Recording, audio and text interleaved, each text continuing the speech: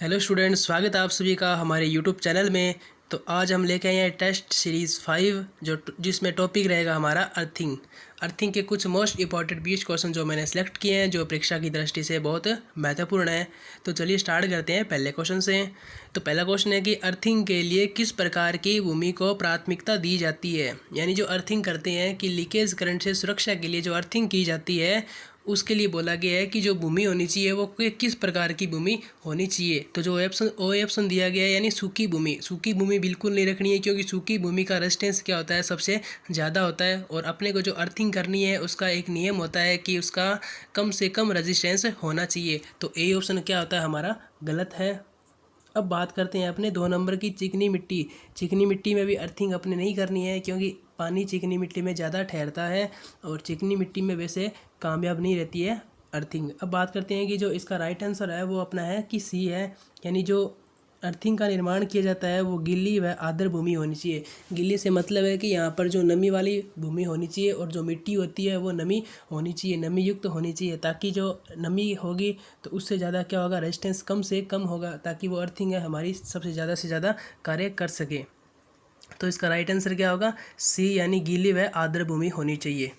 अब बात करते हैं कि अपने 2 नंबर क्वेश्चन की, कि अर्थिंग करते समय अर्थ इलेक्ट्रोड को रखा जाता है। यानी अर्थिंग कर रहे हैं तो अपने अर्थ जो इलेक्ट्रोड है उसको किस प्रकार रखेंगे। तो बोला जाता है कि ऊर्ध्वाधर स्थिति में रखना चाहिए। जो इलेक्ट्रोड होता है उसको ऊर्ध्वाधर स्थिति में रखना चाहिए। ऊर्ध्वाधर क्या होती है कि जो हमारे पास प्लेट है उस प्लेट को आप इस प्रकार खड़ा रखोगे, ना कि इस प्लेट को इस प्रकार ज़मीन पर लेटाओगे नहीं। प्लेट को क्या करना है, आपको खड़ा रखना, ना ही 45 रखना है, ना ही 36 रखना है, और ना ही किसी अवस्था में आपको रखना है। ओनली फॉर क्या रखोगे आप, ऊर्ध्वाधर स्थिति में रखा जाता है अर्थिंग प्लेट को, ताकि जो नीचे का जो एरिया है वो ज़मीन से कम टच हो। यानी जो इसकी मोटाई होती है वो सबसे कम होती है, और ये क्या होती है कि ज़मीन से कम टच हो, और इसका जो रेजिस्टेंस भी है वो भी क्या होगा, कम से कम होगा। अब मान लेते हैं कि इतनी लंबाई का जो प्रतिरोध है वो कम है, और इस प्रकार से अगर ये मैंने ज़मीन से लगा दिया गया तो ये इतनी लंबाई की आ रही है, रेजिस्टेंस का मान क्या हो गया, बढ़ गया। इसलिए बोला जाता है कि जो ये जो वाला भाग हिस्सा होता है यानी ऊर्ध्वाधर स्थिति में प्लेट को लगाना चाहिए, जिसे बोला जाता है अर्थ इलेक्ट्रोड, जो किसकी है, कॉपर की बनाई जाती है। अब बात करते हैं 3 नंबर क्वेश्चन की, जस्तीकृत लोहे का उपयोग इनमें से के लिए किया जाता है। यानी जस्तीकृत क्या होता है कि इंग्लिश में बोला जाता है गैल्वेनाइजेशन। गैल्वेनाइजेशन क्या होता है कि लोहे की तार पर पारे की परत चढ़ाई जाती है, तो जो वायर का निर्माण होता है उसको बोला जाता है जीआई वायर। जीआई वायर का पूरा नाम होता है गैल्वेनाइज आयरन, यानी जस्तीकृत लोहा। लोहे को क्या कर दिया गया है, गैल्वेनाइज कर दिया गया है। तो इसका जो उपयोग है वो कहाँ करते हैं, टेक वायर का मतलब होता है स्टे वायर। स्टे वायर आप सभी लोग समझते हो कि गाँव में उसे बोलते हैं खिच बोलते हैं। यानी ये पोल होता है, पोल को सहारा देने के लिए यहाँ पर एक इंसुलेटर लगाया जाता है, ये वायर लगाई जाती है, इसको बोला जाता है टेक वायर। ये क्या होती है, टेक वायर। ये भी आपने देखा हो कि इस पर कभी भी जंग नहीं लगता है। तो ये भी जीआई की बनाई जाती है, यानी गैल्वेनाइज करके बनाई जाती है। और अर्थ तार का भी निर्माण है वो जीआई वायर से किया जाता है। तो इसका जो राइट आंसर होगा वो क्या होगा, डी होगा, यानी ए और बी दोनों। डी, ये सी ऑप्शन आपका नहीं हो सकता, क्योंकि ACSR का पूरा नाम होता है एल्यूमिनियम कंडक्टर स्टील रेनफोर्स्ड। इसमें किसका जो कंडक्टर लिया गया आपका, एल्यूमिनियम का लिया गया है। तो यहाँ पर बोला गया जस्तीकृत लोहा, तो ये तो क्या होता है, गलत है। अब बात करते हैं अपने 4 नंबर क्वेश्चन की, कि निम्नलिखित में से किस मीटर को इंसुलेशन परीक्षण में मापा जाता है। यानी जो मीटर लिया जाता है उससे इंसुलेशन का मापन करते हैं। तो जो मैगर मीटर होता है उसका उपयोग है इंसुलेशन मापन में किया जाता है। मैगर का मतलब होता है कि जो इसका जो प्रास होता है, यानी जो पैमाना होता है वो किस में होता है, मेगा के अंदर होता है। मेगा यानी 10⁻6। मेगा का मतलब होता है 10⁻6। यानी जी ये मान 1 लाख से इसका मान होता है वो स्टार्ट होता है, और कई दूर मतलब कई मापक तक ये जाता है, और ये 1 मेगा ओम से अधिक के रेजिस्टेंस को नापता है। इसलिए इसका नाम क्या रखा गया, मेगर मीटर। फ्रिक्वेंसी क्या होता है कि फ्रिक्वेंसी मीटर होता है जो फ्रिक्वेंसी का मापन करता है, ये ऑप्शन गलत है। वाट मीटर क्या करता है, शक्ति का मापन करता है, ये भी गलत है। इंसुलेटर क्या होता है कि इंसुलेटर जो पोल पर लगाए जाते हैं ऊपर, इस प्रकार से जो लाइन को पोल के सारे से पृथक रखने के लिए यहाँ पर जो इंसुलेटर लगाए जाते हैं, ये आपके इंसुलेटर होते हैं जो अचालक होते हैं, इसके ऊपर से वायर निकलती है। इसका जो राइट आंसर होगा कि परीक्षण करते हैं, यानी इंसुलेशन का मापने के लिए आपका मेगर मीटर का उपयोग किया जाता है। अब बात करते हैं 5 नंबर क्वेश्चन की, पाइप अर्थिंग प्रतिरोध को किसके द्वारा विनियमित किया जा सकता है। यानी पाइप अर्थिंग होती है पाइप अर्थिंग का जो प्रतिरोध है किसके द्वारा विनियमित किया जाता है। आपको बताना है कि जो पाइप अर्थिंग है उसके अंदर आपको प्रतिरोध को यानी लगभग नॉर्मल रखना है। तो आप क्या क्या उपाय कर सकते हो। तो पहला ऑप्शन दिया गया तांबे की रोड डालकर, बिल्कुल नहीं, तांबे की रोड नहीं डालते अपने किसकी डालते हैं, जीआई वायर की रोड डाली जाती है। अब बात करते हैं कि अर्थिंग रोड को बदलकर, अर्थिंग रोड को बदलेंगे तो क्या होगा कि अलग अलग वायर का अलग अलग रेजिस्टेंस होगा, फिर भी क्या होगा, कम नहीं होगा।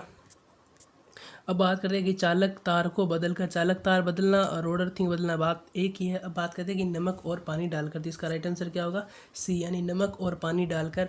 आप जब अपने चैप्टर पढ़ा था उसमें बताया गया था कि जो पाइप अर्थिंग होती है उसमें नमक और चारकोल को मिलाकर ज़मीन में डाला जाता है। इनकी कुछ परतें इस प्रकार से बनाई जाती है और यहाँ पर इलेक्ट्रोड लगाया जाता है। इसके कारण क्या होता है कि ये नमी को कई लंबे समय तक अपने अंदर अवशोषित करे रखता है, ताकि उससे जो अर्थिंग का जो रेजिस्टेंस है वो कम से कम हो। यानी जो पाइप अर्थिंग होती है उसमें रेजिस्टेंस को कम से कम बनाए रखने के लिए नमक और पानी का उपयोग करना चाहिए।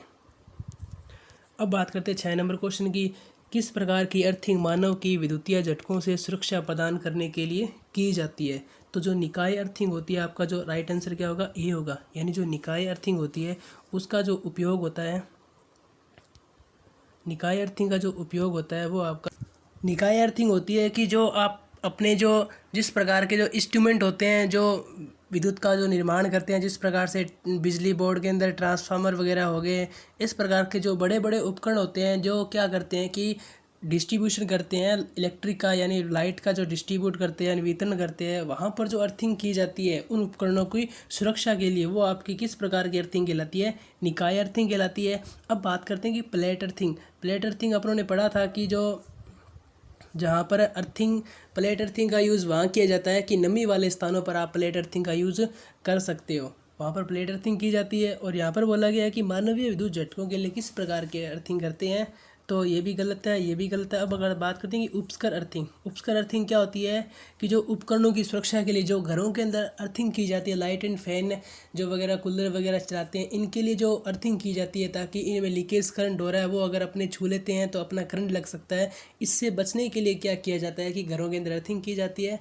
तो जो अपना राइट आंसर होगा वो क्या होगा, सी होगा, यानी उपस्कर अर्थिंग। उपस्कर का मतलब होता है कि जो इंस्ट्रूमेंट होते हैं वहाँ पर अर्थिंग करने के लिए किया जाता है, यानी ये मानव की क्या करती है, सुरक्षा करती है। और जो निकाय अर्थिंग होती है वो करती है जैसे बड़े बड़े इंस्ट्रूमेंट उपकरण हो गए जैसे ट्रांसफार्मर वगैरह, इनके लिए क्या करती है, ये सुरक्षा करती है। और प्लेट अर्थिंग का जो यूज़ है वो कहाँ किया जाता है, नमी वाले स्थानों पे अपने कर सकते हैं, जहाँ पर नमी की मात्रा क्या होती है, ज़्यादा होती है, वहाँ प्लेट अर्थिंग कर सकते हैं। तो इसका राइट आंसर क्या होगा, सी। अब बात करते हैं कि 7 नंबर क्वेश्चन की, अर्थिंग का प्रतिरोध किस उपकरण द्वारा मापन किया जाता है। यानी अपने को इन रेजिस्टेंस नापना है, जिस प्रकार से अपने प्रतिरोध का रेजिस्टेंस नापते थे वो किसका यूज़ करते थे, ओम मीटर का।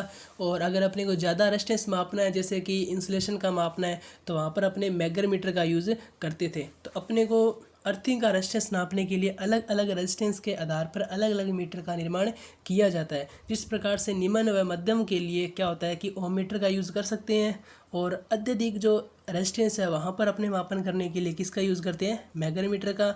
और निम्न के लिए अपने ओम मीटर का। अगर अपने को अर्थिंग रेजिस्टेंस नापना है तो अपने किसका यूज़ किया जाता है, अर्थ टेस्टर का उपयोग किया जाता है। अर्थ टेस्टर क्या करता है कि एसी धारा पर कार्य करता है और इसके अंदर एक अल्टरनेटर लगा रहता है जो घूमता है, और घूमने के कारण हैंडल होता है, उसे घुमाएंगे, घुमाने से क्या होगा, उसमें एसी धारा जनरेट होगी और वो क्या करेगी, अर्थ टेस्टर में से बताएगी कि अर्थिंग का जो रेजिस्टेंस है वो कितना है। अर्थ टेस्टर और मैग्नेमीटर में इतना ही डिफरेंट होता है कि मैग्नेमीटर के द्वारा डीसी वोल्टेज जनरेट की जाती है और अर्थ टेस्टर में एसी धारा जनरेट की जाती है।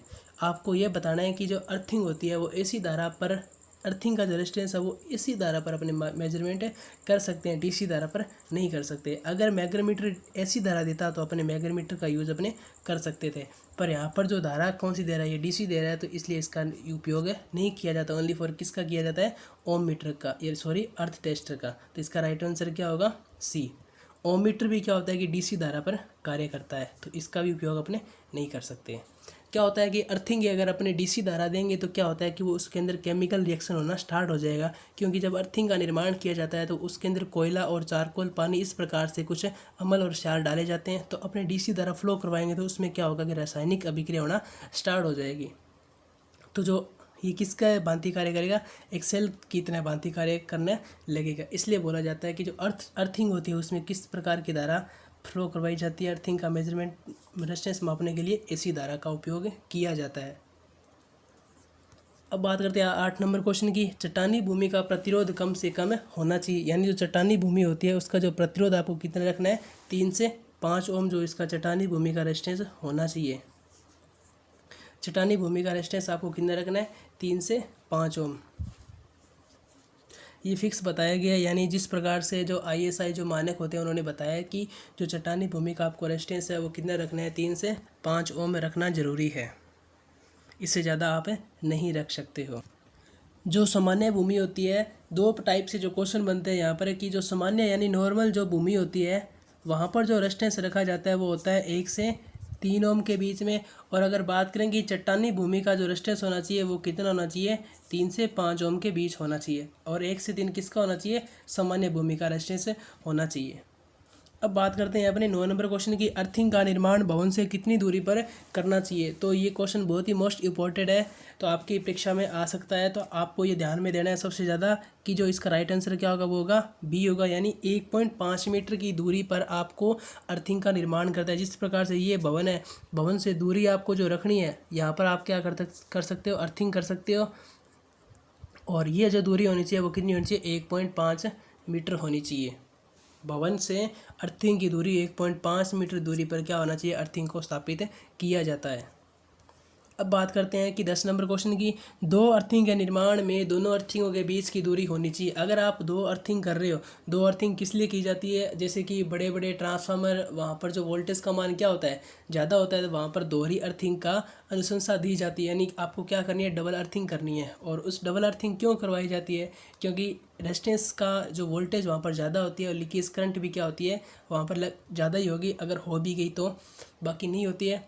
अगर हो भी जाती है तो क्या होती है, ज़्यादा होती है। ताकि एक अगर अपने जो अर्थ लगाएंगे तो उससे क्या रेजिस्टेंस क्या होगा, लगभग 1 या 1.5-2 ओम होता है। जिससे कि अपने एक अर्थिंग का और निर्माण कर दिया गया तो और उनको क्या कर देते हैं, समांतर में जोड़ देते हैं। समांतर में जोड़ने के बाद यहाँ से एक इलेक्ट्रोड निकाल दिया जाता है, जो क्या करता है कि इंस्ट्रूमेंट पर लग जाता है, इसको अर्थिंग कर दिया जाता है। दो अर्थिंग को समांतर में जोड़ने से क्या होगा, रेजिस्टेंस का मान कम हो जाता है। तो इन दो अर्थिंगों का निर्माण किया जाता है, इनके बीच की दूरी आपको कितनी रखनी है, तो बताया जाता है कि 5 मीटर, कम से कम 5 मीटर इनके बीच की दूरी होनी चाहिए। यानी पहली अर्थ के बीच की दूरी और इनका जो गैप होता है वो कितना होना चाहिए, 5 मीटर का गैप होना चाहिए आपके। बात करते हैं 11 नंबर क्वेश्चन की। जिस चालक को अर्थिंग इलेक्ट्रोड से जोड़ा जाता है, यानी जिस चालक को अर्थिंग इलेक्ट्रोड से जोड़ा जाता है वह क्या कहलाता है, तो उसे बोलते हैं अर्थ जोड़। अर्थ जोड़ या फिर बोलते हैं अर्थ लीड भी बोलते हैं उसे। चालक को, जिस प्रकार से मैं बात करता हूँ कि मैंने यहाँ पर एक ऊर्ध्वाधर स्थिति में एक प्लेट लगाई है और यहाँ पर मैंने GI वायर को क्या है कि बाहर लगा दिया गया, जो यहाँ से मैंने कनेक्टिंग किया है, ये चीज़ वायर, ये आपकी क्या कहलाती है, ये जो जोड़ यानी बिंदु कहलाता है। ये आपकी क्या कहलाती, ये जो वायर बोलेगी ये क्या कहलाती है, अर्थ लीड कहलाती है। अर्थ इलेक्ट्रोड क्या होता है कि ये वाला जो क्या, ये क्या है, अर्थ इलेक्ट्रोड है। और अर्थिंग बिंदु क्या होता है कि यहाँ पर जो मैंने अर्थ लीड और अर्थ इलेक्ट्रोड को जो लगाया है ये आपका क्या कहलाता है, अर्थ पॉइंट कहलाता है। या आपने बोल सकते हैं कि यहाँ हमारे जो सॉकेट होते हैं 3 पिन सॉकेट, इसके अंदर जो ऊपर वाला जो पिन होता है वो क्या होता है, सबसे बड़ा होता है। तो इसका जो ये वाला जो पॉइंट है वो भी क्या कहलाता है, अर्थ पॉइंट कहलाता है। अब बात करते हैं कि लाइव तार की, कि लाइव तार क्या होती है, यानी इससे लीकेज धारा हो रही है। यानी मैंने यहाँ पर क्या लगा रखा है, कूलर लगा रखा है, तो इस कूलर से क्या हो रहा है कि लीकेज करंट फ्लो हो रही है। तो वो लीकेज करंट क्या होगी कि इसके अंदर अर्थिंग के माध्यम से इसमें जाएगी, तो ये वाली जो वायर कहलाती है वो क्या कहलाती है, लाइव तार कहलाती है। यानी जिससे दूषित धारा क्या होती है, प्रभावित होती है, वो क्या कहलाती है, लाइव तार। अर्थिंग बिंदु क्या कहलाता है, ये वाला पॉइंट अर्थिंग बिंदु कहलाता है। और अर्थ इलेक्ट्रोड, ये वाला जो पॉइंट अर्थिंग इलेक्ट्रोड। और अर्थ लीड क्या कहलाती है, ये वाली क्या होती है, अर्थ लीड होती है। तो सभी चारों के चारों ऑप्शन आपके समझ में आ गए। इसका जो राइट आंसर होगा वो क्या होगा, सी होगा, यानी अर्थिंग इलेक्ट्रोड से जोड़ते हैं वो, उसके बारे में पूछा गया है।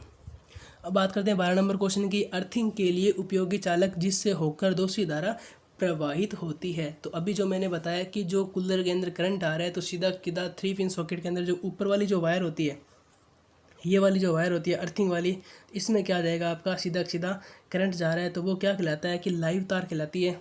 तो उसी को बोला जाता है कि अर्थिंग क्या होता है, दूसरी धारा प्रवाहित होती है वो क्या कहलाता है, अर्थ पॉइंट कहलाता है। अर्थिंग के लिए उपयोग चालक जिससे होकर दूसरी धारा प्रवाहित होती है तो वो आपका क्या कहलाता है, अर्धचालक होता है। यानी अर्धचालक से क्या होती है कि वो धारा प्रवाहित होती है और अर्धचालक को अपने किस नाम से जान सकते हैं, लाइव तार के माध्यम से भी इसे बोल सकते हैं, यानी लाइव तार। लाइव तार या फेज वायर भी बोल सकते हैं, जहाँ से दूसरी धारा क्या होती है, फ्लो होती है। बाकी तीनों ऑप्शन तो मैंने बता दिए थे पीछे वाले क्वेश्चन में।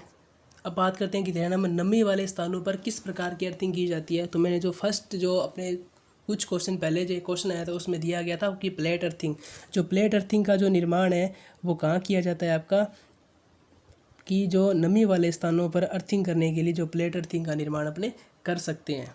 तो इसका राइट आंसर क्या होगा, बी होगा। रोड अर्थिंग का उपयोग आप रेतीले स्थानों पर कर सकते हैं और अर्थिंग आपकी कई प्रकार की होती है, तो ये भी इसका आंसर गलत होगा।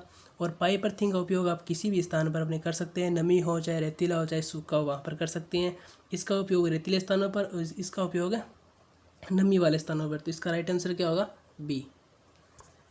अब बात करते हैं अपने 14 नंबर क्वेश्चन की, कि प्लेट अर्थिंग में अर्थ इलेक्ट्रोड की मोटाई रखी जाती है, यानी जो अर्थ इलेक्ट्रोड होता है उसकी मोटाई आपको क्या रखनी है। तो इसका जो राइट आंसर होगा वो क्या होगा, 3.15 mm, यानी 3.15 mm आपको रखनी है। यानी प्लेट अर्थिंग में अर्थ इलेक्ट्रोड की मोटाई, जो अर्थ होता है उसका इलेक्ट्रोड, जैसे कि अर्थ इलेक्ट्रोड क्या होता है कि जो नीचे आपकी जो लगाई जाती है भूमि के अंदर गड्ढा खोदकर जो एक प्लेट लगाई जाती है जिसे कॉपर की प्लेट बोलते हैं, वो क्या होता है, अर्थ इलेक्ट्रोड होता है। इसकी जो मोटाई होती है, ये आपकी जो मोटाई है ये आपको कितनी रखनी है, तो बोला गया 3.15 mm होनी चाहिए।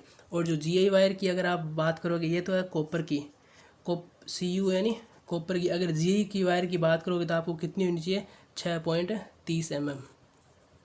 ये आपको याद में रखना है कि GI की अगर बात करें तो कितनी होगी, 6.30 mm, और बात करें कि कॉपर की तो आपको होगा 3.15 mm। अब बात करते हैं कि 15 नंबर क्वेश्चन की, अर्थिंग प्लेट में अर्थ इलेक्ट्रोड का अधिकतम झुकाव कितना होना चाहिए। तो यहाँ पर जो आंसर दिया गया है कि यानी ए ऑप्शन था आपका डबल, यहाँ पर 30 डिग्री है, यहाँ पर भी क्या है 30 डिग्री। तो आपको जो इसको कैंसिल करके आउट करके यहाँ पर आपको लिखना है कि 45 डिग्री, मिस प्रिंटिंग हो गई थी, तो आपको लिखना है यहाँ पर 45 डिग्री। तो आप सभी को पता है कि जो ए ऑप्शन होगा वहाँ पर क्या लिखना है, आपको 45 डिग्री लिखना है। और इसका जो राइट आंसर वो क्या होगा, सी होगा, यानी 30 डिग्री का अधिकतम झुकाव कितना हो सकता है, 30 डिग्री होना चाहिए। और ज़्यादा से ज़्यादा अपने को ऐसे रखना है कि इलेक्ट्रोड को किस स्थिति में रखना है, ऊर्ध्वाधर स्थिति में इलेक्ट्रोड को रखा जाता है। अब आगे चलते हैं 15-16 नंबर क्वेश्चन की ओर, कि वह अर्थिंग जिसका उपयोग सभी स्थानों पर अर्थिंग करने के लिए किया जाता है वह अर्थिंग कहलाती है। तो आपकी प्लेट अर्थिंग होती है, उसको नमी वाले स्थानों में कर सकते हैं। पाइप अर्थिंग का जो यूज़ है वो आपके हर स्थानों पे कर सकते हैं, जहाँ पर नमी हो, सूखा हो या फिर रेतीले स्थान हो, वहाँ पर हर प्रकार की अर्थिंग के लिए किया जाता है। और रोड अर्थिंग का उपयोग आपको पता ही है रेतीले स्थानों पर, और ये वाली नमी वाले स्थानों पर की जाती है। अब बात करते हैं 17 नंबर क्वेश्चन की, कि रेतीले स्थानों पर किस प्रकार की अर्थिंग की जाती है। यानी रेतीले स्थान पर किस प्रकार की आप अर्थिंग करोगे, यानी जो इसका राइट आंसर क्या होगा, जो मैंने अभी बताया कि रोड अर्थिंग का जो उपयोग है वो रेतीले स्थानों पर करना चाहिए। प्लेट अर्थिंग का जो निर्माण है वो नमी वाले स्थानों पर, और ये आपकी जो पाइप अर्थिंग है ये आपके सभी प्रकार की अर्थिंग के लिए कर सकते हैं।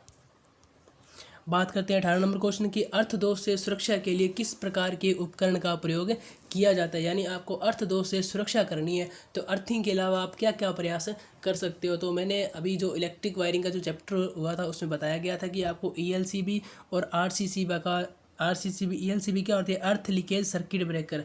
अर्थ लीकेज सर्किट ब्रेकर क्या होता है कि जो अर्थ यानी जो लीकेज धारा हो रही है उससे सुरक्षा करने के लिए एक प्रकार का MCB की तरह एक उपकरण होता है जो क्या करता है, कार्य करता है। जिससे क्या होगी, लीकेज धारा होगी तो ये फटा जल्दी से क्या होगा कि जो उपकरण को ऑफ कर देगा, जिससे धारा फ्लो होनी बंद हो जाएगी और अपने को झटका नहीं लगेगा। अब बात करते हैं RCCB की। RCC का वो जो फुल फॉर्म होता है वो होता है residual current circuit breaker. Residual का मतलब होता है कि कुछ अवशिष्ट धारा, यानी कुछ जो मिली एम्पीयर के अंदर जो धारा फ्लो हो रही है उस पर ये क्या करता है, कार्य करता है। जैसी धारा फ्लो होगी लीकेज तो ये कार्य करेगा, और उसी प्रकार से जैसे प्रकार से ये परिपथ को ऑन करता है ये भी क्या कर देता है, ऑफ कर देता है। इसका जो राइट आंसर होगा वो क्या होगा, बी और सी दोनों, यानी डी ऑप्शन इसका क्या होगा, सही होगा। यानी अर्थ दोष से सुरक्षा के लिए ELCB और RCCB का उपयोग किया जाता है। अब बात करते हैं कि 19 नंबर क्वेश्चन की, अर्थ प्रतिरोध को कम करने के लिए को किस क्रम में जोड़ना चाहिए, यानी अर्थिंग का प्रतिरोध अपने को कम करना है तो आप किस क्रम में जोड़ सकते हैं। तो मैंने जो अभी बताया था कि जो दो अर्थ होते हैं उनके बीच की दूरी कम से कम कितनी होनी चाहिए, 5 मीटर रखी जाती है दोनों अर्थों के बीच की दूरी, और इनके बीच की दूरी क्या होती है, 5 मीटर होती है। और आपको रेजिस्टेंस का मान कम करना है तो आपको कौन से क्रम में जोड़ना पड़ता है, समांतर क्रम में आपको जोड़ोगे। जिस प्रकार से आपने रेजिस्टेंस के नियम पढ़े थे कि अगर मैं इसको श्रेणी में जोड़ दूँ, मान लेते हैं कि इसका प्रतिरोध कितना है 3 ओम है और इसका भी कितना है 3 ओम है, तो अगर श्रेणी में जोड़ूंगा तो टोटल जो रेजिस्टेंस होगा वो मुझे क्या मिलेगा, 6 ओम मिलेगा, यानी रेजिस्टेंस का मान क्या होगा, बढ़ गया। अगर मैं समांतर में जोड़ूँ तो क्या आएगा, 3 3 9 और 3 3 6, और इसमें मैं डिवाइड करूँगा तो कितने बच गया, 6 कम 6 3 बच गए, पॉइंट लगाया 0, 5 6 30, यानी 1.5 ओम आया। रेजिस्टेंस का मान क्या हुआ, कम हो गया। तो मैं इसको किस क्रम में जोड़ूंगा, समांतर में जोड़ूंगा, ताकि जो टोटल मुझे RT मिले वो क्या हो जाए, कम हो जाए, यानी 1.5 मिले। इसलिए क्या होता है कि अर्थिंग को हमेशा ही समांतर में जोड़ना चाहिए। अब बात करते हैं 20 नंबर क्वेश्चन की कि अर्थ प्रतिरोध मापने के लिए किस प्रकार की सप्लाई प्रदान की जाती है। तो मैंने बताया था कि अर्थिंग का जो रेजिस्टेंस नापने के लिए अर्थ मीटर का यूज़ किया जाता है, यानी अर्थ टेस्टर भी बोल सकते हैं या फिर अर्थ मीटर का उपयोग किया जाता है। और इसके लिए जो सप्लाई की आवश्यकता होती है वो होनी चाहिए आपकी AC सप्लाई उपयोग की जाती है। DC पे आपको नहीं करना है, क्योंकि DC पर क्या होता है कि केमिकल रिएक्शन होता है, वो क्या होता है, प्रभाव इफेक्ट सामने दिखाई देता है। और अपने को अर्थिंग प्रतिरोध नापना है तो अर्थिंग जो टेस्टर होता है वो किस धारा पर कार्य करता है, AC धारा पर कार्य करता है। तो यही थी आज के 20 क्वेश्चन जो सिलेक्ट किए थे मोस्ट इम्पॉर्टेंट। तो आप सभी को समझ में आए होंगे। अगर आपको कुछ भी समझ में आए, कोई टॉपिक का आपका क्वेश्चन रह जाए और अगर आपको लगे कि ये सर ऐसा होगा, तो आप मुझे कमेंट बॉक्स में कमेंट करें। अगर आपने चैनल को सब्सक्राइब नहीं किया तो सब्सक्राइब करें और मेरी वीडियो को ज़्यादा से ज़्यादा शेयर करें और लाइक भी करें। Okay, thank you.